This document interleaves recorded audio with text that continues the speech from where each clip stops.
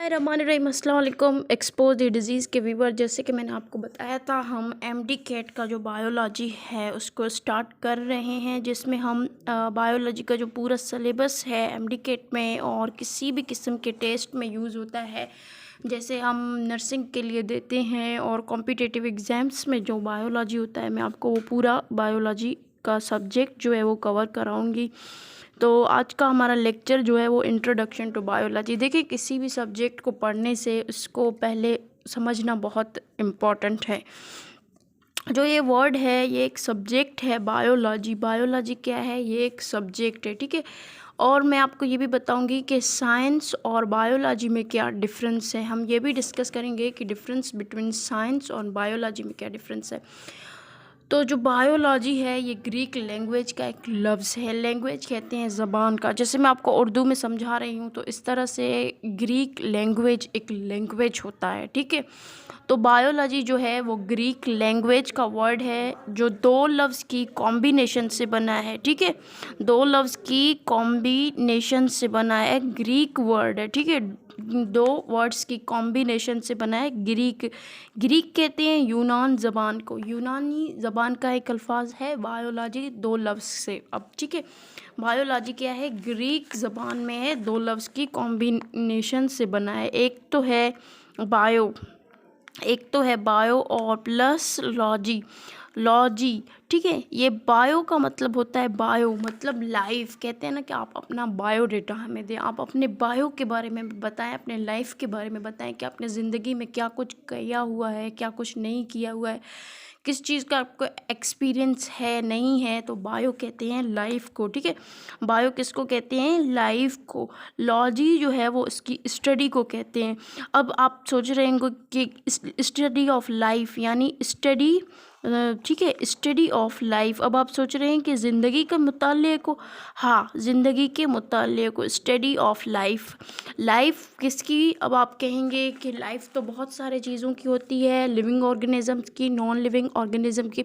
देखिए, हमारे इर्द गिर्द जो हमारा सोसाइटी है उसमें जो ऑर्गेनिज़म्स पाए जाते हैं वो दो किस्म के हैं, ठीक है। जो हमारा सोसाइटी है उसमें ऑर्गेनिज़म्स पाए जाते हैं वो दो किस्म के होते हैं। एक होते हैं लिविंग, एक होते हैं नॉन लिविंग, ठीक है। एक होते हैं लिविंग और दूसरे होते हैं नॉन लिविंग। जो लिविंग ऑर्गेनिज़म्स हैं वो उनमें कुछ करेक्टरिस्टिक्स होते हैं।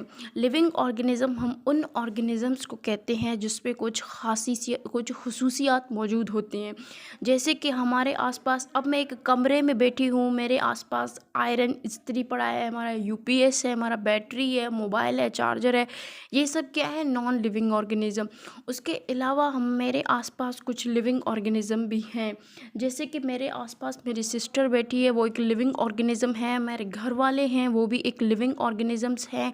उसके अलावा मक्खियाँ हैं यहाँ पर, वो भी लिविंग ऑर्गेनिज़म्स हैं। उसके अलावा यहाँ पर हमारे घर में परिंदे हैं, वो भी लिविंग ऑर्गेनिज़म हैं। तो लिविंग ऑर्गेनिज़म की स्टडी को बायोलॉजी कहते हैं। अब लिविंग ऑर्गेनिज़म की जो करेक्टरिस्टिक्स होते हैं, नॉन लिविंग ऑर्गेनिज़म और लिविंग ऑर्गेनिज़म में डिफरेंस क्या है, मैं आपको कुछ करेक्टरिस्टिक बताती हूँ जो लिविंग और नॉन लिविंग ऑर्गेनिज़म्स में डिफरेंस करता है।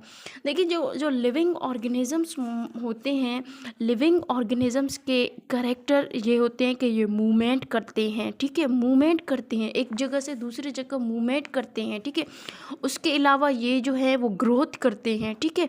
ग्रोथ करते हैं यानी छोटे से बड़ा होते हैं। उसके अलावा ये जो है वो रेस्पायर करते हैं, ठीक है। ये क्या करते हैं? रेस्पायरेशन करते हैं। रेस्पायरेशन, ग्रोथ और उसके अलावा रिप्रोडक्शन। ये जो 4 करेक्टरिस्टिक्स होते हैं लिविंग ऑर्गेनिज़म्स की, और लिविंग ऑर्गेनिज़म कैसे बनते हैं, उसके ये करेक्टरिस्टिक क्या हैं, वो कैसे हैं, उन सब के बारे में हम स्टडी को कहते हैं बायोलॉजी, ठीक है। साइंस क्या है? अब the study which we get from experiment and observation. ऐसी स्टडी जो हम एक्सपेरिमेंट एंड ऑब्जर्वेशन से हासिल करें उसको साइंस कहते हैं, ठीक है। ऐसी स्टडी जो study study study which we get study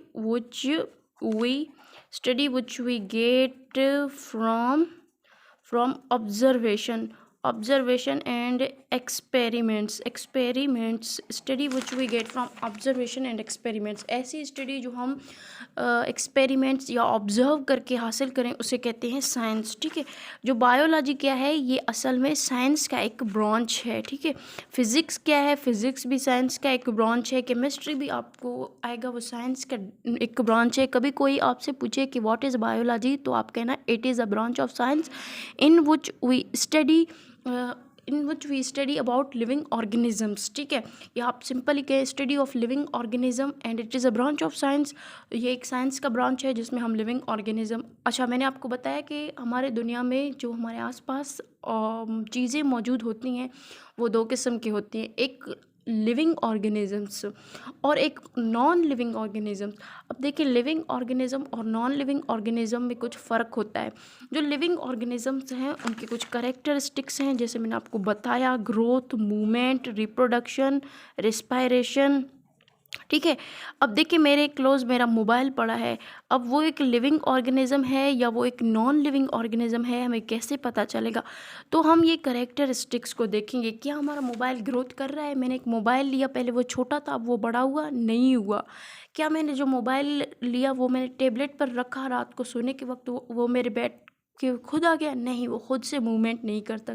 क्या मेरा मोबाइल सांस लेता है? नहीं, मेरा मोबाइल सांस नहीं लेता है।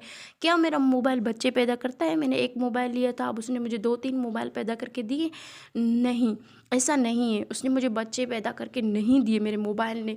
ठीक है, तो मोबाइल क्या हो गया? मोबाइल एक नॉन लिविंग ऑर्गेनिज्म हो गया। ठीक है, मोबाइल एक नॉन लिविंग ऑर्गेनिज्म हो गया। और अब हम आते हैं लिविंग ऑर्गेनिजम्स के। लिविंग ऑर्गेनिज्म वो होते हैं जो मूवमेंट करते हैं।